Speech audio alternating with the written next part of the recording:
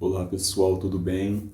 Sejam todos bem-vindos ao canal A2. Meu nome é Reniel e hoje vamos falar um pouquinho sobre esse clássico Dom Casmurro de Machado de Assis. Esse livro que é um dos livros mais famosos do Brasil, mais conhecidos. Você pode até não ter lido, mas você vai com certeza já ter ouvido falar da trama, né, do Bentinho e da Capitu e todo o mistério que envolve a história dos dois. Esse foi um livro que eu li ano passado. Eu gostei muito, a história é muito boa. Machado de Assis escreve muito bem, né? À toa que é um dos maiores escritores brasileiros, né? Considerado também um dos escritores negros mais relevantes da história da humanidade. E essa obra é muito, muito, muito legal. Muitas pessoas a gente vê que às vezes tem um contato muito jovem, muito novo com esse livro a primeira vez e não gosta, acaba tendo um receio do Machado, mas todo mundo que revisita essa obra depois sempre fica de boca aberta, sempre fica maravilhado com a genialidade, né, desse livro. Não é à toa que até hoje estamos conversando, falando, discutindo e se perguntando se Capitu traiu ou não Bentinho. E apesar dessa ser a trama principal, né, do livro, é a traição ou não, né, da Capitu, não é sobre isso que a gente vai falar hoje. Não vou ficar me alongando no livro especificamente.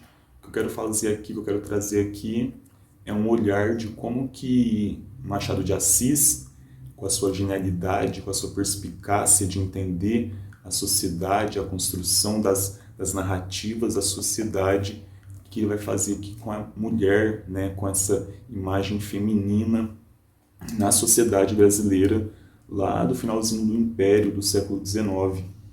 A obra, assim, resumidamente, para quem não leu, né, vai tratar da história então, do Bentinho, Santiago Bento, filho de uma família de importância da cidade de Rio de Janeiro, do século XIX, como a gente falou, finalzinho do Império do Brasil, uma família que teve muita importância econômica, mas que já também não tem tanta influência como já teve.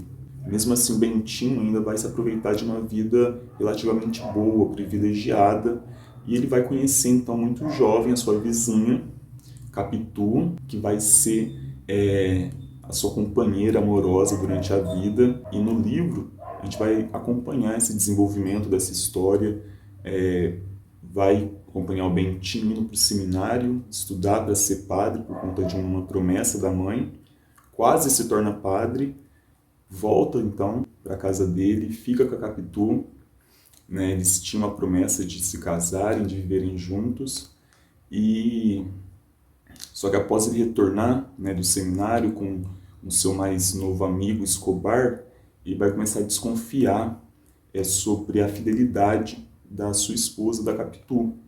Então é uma história sobre a obsessão do Bentinho sobre essa mulher, né? A obsessão, o ciúme, essa ideia de poder, de domínio, de ser dono de uma mulher. Não está muito aqui nessa história.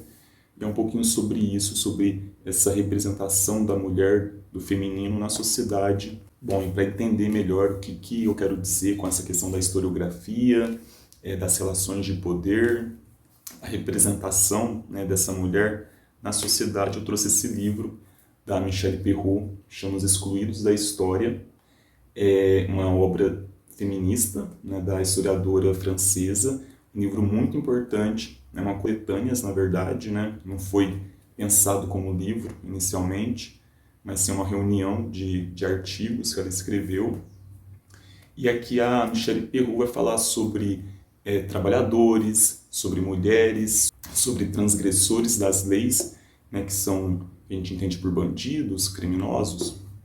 A Michelle Perrault vai fazer uma análise social, historiográfica, dos papéis, né, que esses sujeitos tiveram no passado.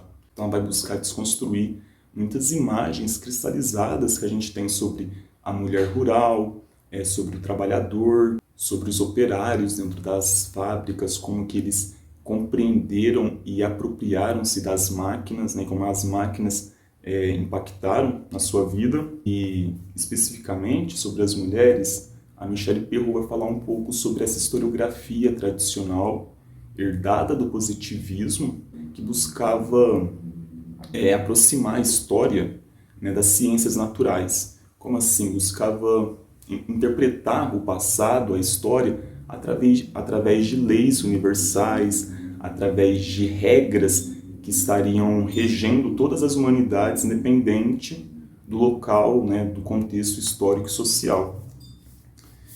E a primeira coisa que a Michelle Perrault fala, né, quando ela fala sobre as mulheres, é sobre a questão do poder, né? O poder, a relação de poder.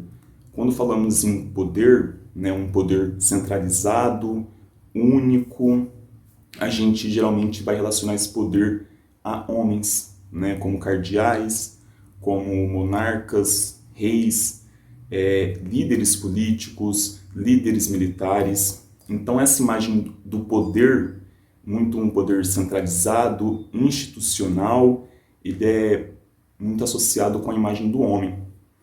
E a historiografia, a etnografia do século XIX, do século XX, vai começar a buscar aí algumas interpretações sobre as influências de poder, entendendo que esse poder não é uma entidade única. Vai ter camadas, né, sociais, vai ter espaços sociais, públicos e privados, onde essa ideia, né, de poder, ou poderes, né, seria melhor dizendo, quando a gente fala de poderes, é mais um sentido informal dessas influências. E o que a Michelle Perrault vai falar?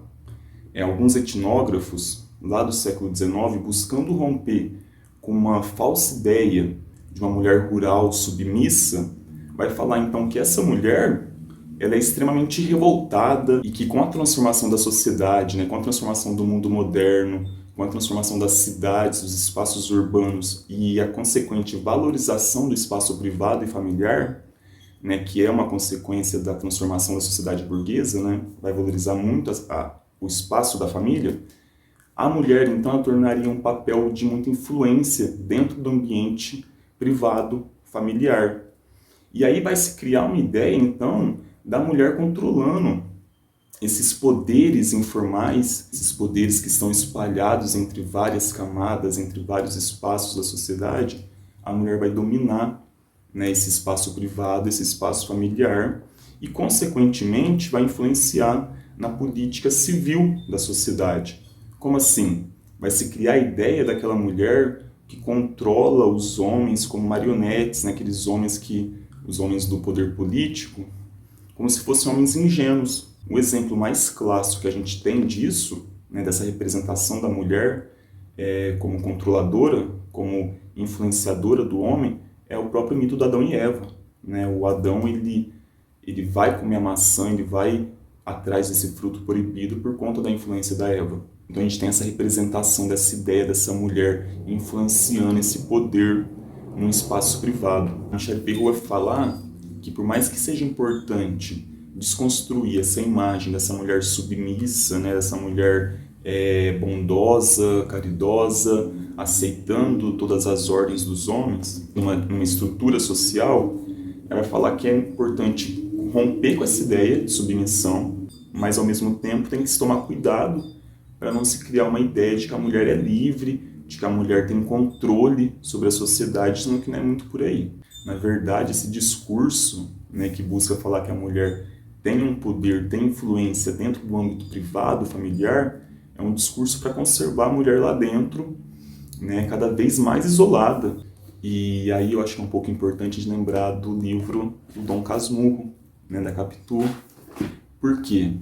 O Bentinho aqui, toda a construção que ele faz sobre esse poder da Capitu, sobre essa influência da Capitu, é muito no espaço interno. A gente tem até um exemplo muito bom, que é quando eles estão dentro da casa da Capitu, e eles estão ali, eu acho que eles dão um beijo, e o pai da Capitu chega, ou a mãe, e a Capitu super desenvolta, super influente, super autônoma, consciente do que queria, né? Enquanto o Bentinho ali dentro mal sabe lidar com a situação. Ele fica todo embasbacado na situação, todo medroso, né? E isso mostra uma dicotomia entre aquela mulher desenvolta, aquela mulher que sabe, né, como agir, como falar, né, para influenciar todos ali dentro, e o Bentinho que seria então esse homem ingênuo, né, incapaz de se defender sozinho praticamente. A Michelle Perrault vai falar, né, no seu livro que essa mulher do século XIX, ela era muito envolta,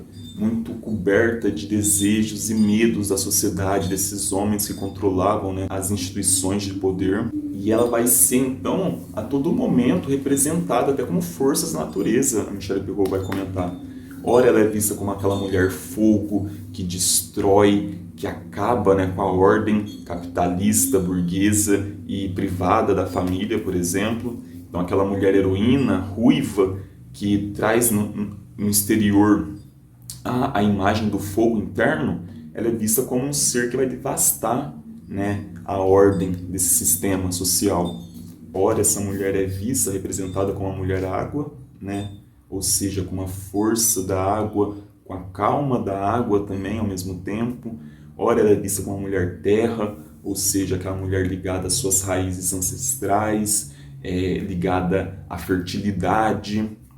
Então, você vai ter várias imagens representando essas mulheres, né? E essa mulher que é o quê? É o centro desse objeto de desejo desses homens. Então, essa mulher, esse feminino, vai estar povoado de imagens, representações do nosso imaginário, dos nossos sonhos, dos nossos medos. E a Michelle Perrault vai falar que é necessário, então, a gente abandonar essa visão dicotômica que o homem fez sobre a mulher, sobre o feminino. O homem rebelde e a mulher submissa, o homem criador, né, que sai para a caça, e a mulher conservadora, que zela pelo lar.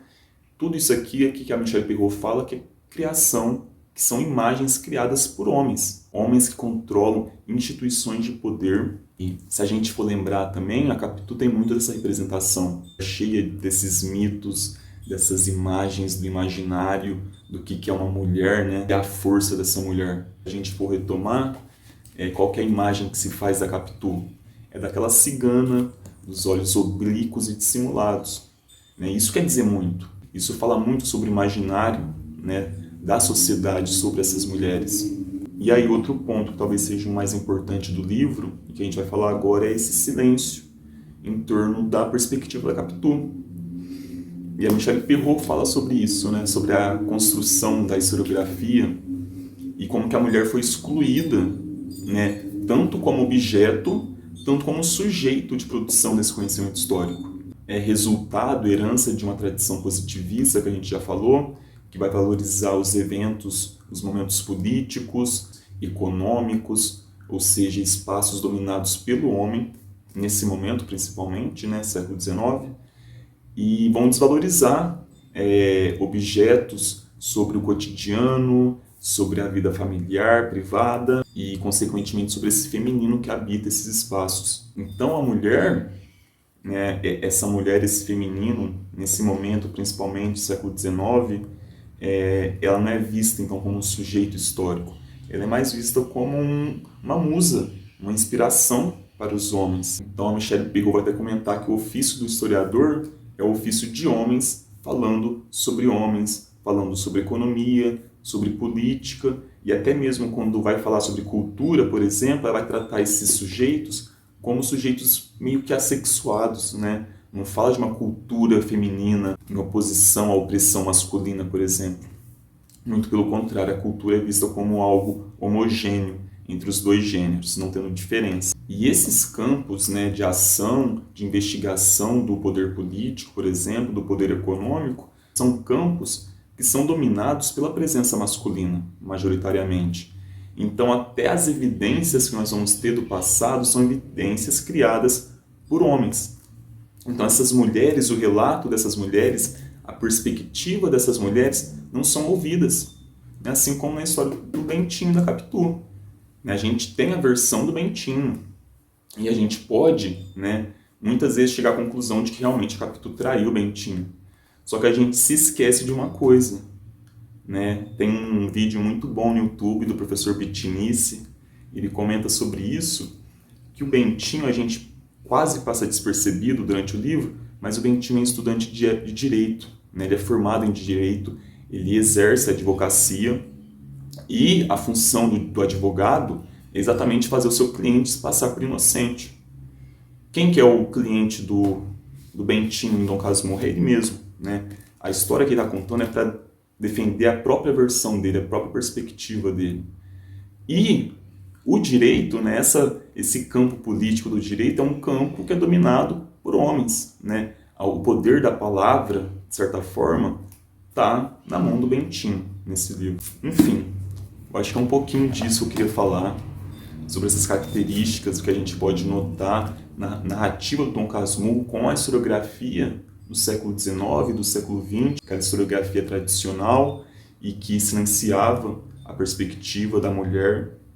A gente pode entender um pouquinho aqui nessa genialidade do Machado de Assis, como que ele vai entender essas relações de poder no Brasil imperial e como que ele vai entender esse homem como controlando as narrativas, né? Então, quando a gente vai ter acesso às evidências, quando a gente vai ter acesso ao passado histórico, a gente está tendo acesso principalmente a evidências produzidas por homens, defendendo sua perspectiva como homens e ocasionalmente defendendo a sua honra também, né?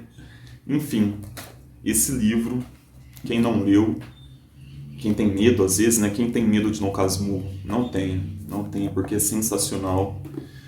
Esse livrinho também da Michelle Perrault, Os Excluídos da História, que livro sensacional, uma escrita deliciosa, né? Apesar de ser um livro grande, um pouco longo, mas se lê muito rápido, porque é muito prazeroso ler, muito fácil de ler, a escrita dela é perfeita.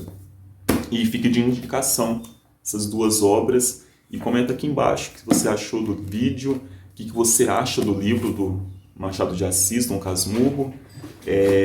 Bentinho é ou não um mentiroso? Eu acho que essa é a pergunta, na verdade. Não se esqueça de compartilhar, se inscrever no canal se você é novo por aqui, indicar esse vídeo para um amigo seu também, e espero vocês semana que vem, ok? Um grande abraço e até mais.